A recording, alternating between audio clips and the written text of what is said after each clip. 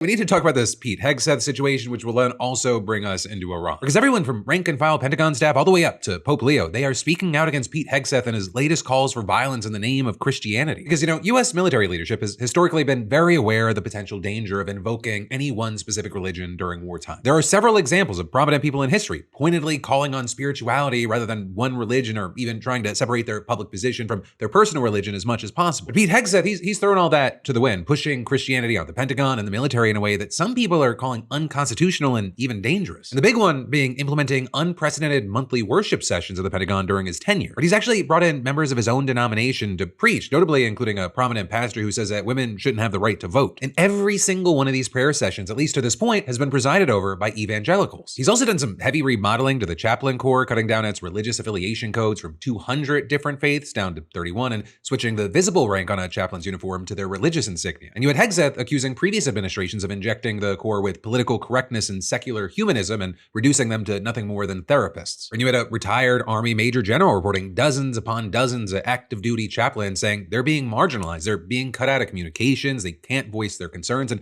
their work as advocates is being threatened. Hegseth has also scrapped the Army's spiritual fitness guide because he said it was more focused on self-care than what he called the truth. And all of that, it was brought to light thanks to his most recent prayer session making headlines, and it's the first since the war in Iran began. Almighty God, who trains our hands for war and our fingers for battle, you who stirred the nations from the north against Babylon of old, making her land a desolation where none dwell. Behold now the wicked who rise against your justice and the peace of the righteous. Let every round find its mark against the enemies of righteousness and our great nation.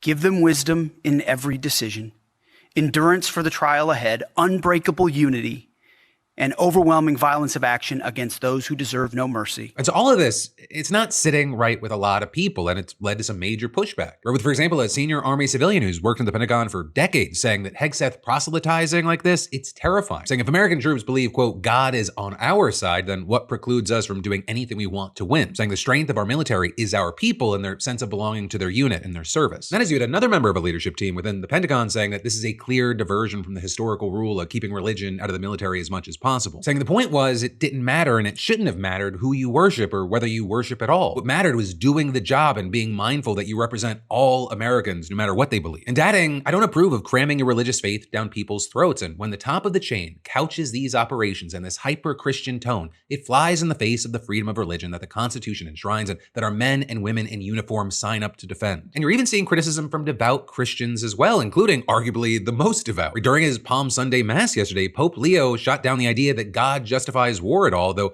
notably he didn't mention Hegseth directly, saying, brothers and sisters, this is our God, Jesus, King of peace, who rejects war, whom no one can use to justify war. He does not listen to the prayers of those who wage war, but rejects them. With Pope Leo then going on to quote the Bible saying, even though you make many prayers, I will not listen. Your hands are full of blood. With of course, this likely a reference to both the war in Iran and Russia's ongoing campaign in Ukraine, which notably the Russian Orthodox Church has called a holy war against a Western world it considers as fallen into evil. The timing of this, especially the specific mention of rejecting the prayers of those waging war, it's worth mentioning here. Now that said, the Pentagon was quick to defend Hegseth here, with Pentagon Press Secretary Kingsley Wilson saying their office is proud to host these services and will continue to do so, and then adding, prayer services at the Pentagon are 100% voluntary and are not mandated whatsoever. It is not against the law to worship Christ voluntarily anywhere in the United States. The Secretary's prayer services undoubtedly improve morale for those who choose to attend and are constitutionally protected, and claiming no special treatment or punishment is given as a result of one's choice to attend these prayer services. But there, you had a lot of people pushing back for a number of reasons. And one of the ways we're seeing that play out is you have Americans United for the Separation of Church and State suing the DoD for not turning over public records requests about these services, with them arguing that they are obviously a way for Hegseth to abuse his position and taxpayer funds to impose his preferred religion in writing. Even if these prayer services are presented as voluntary, there is pressure on federal employees to attend in order to appease their bosses, especially since these services occur amidst the Trump administration's campaign to punish anyone who doesn't comply with its Christian nationalist agenda.